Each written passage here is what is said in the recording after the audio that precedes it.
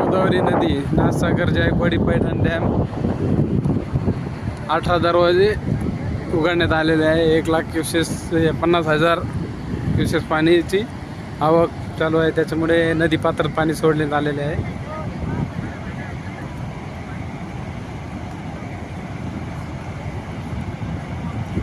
अठरा gate open. Godavari विसर्जन करण्यात आलं आहे. तर पैठणचं धरण, नाथसागर डॅम, जायकवाडी डॅम पैठणचा.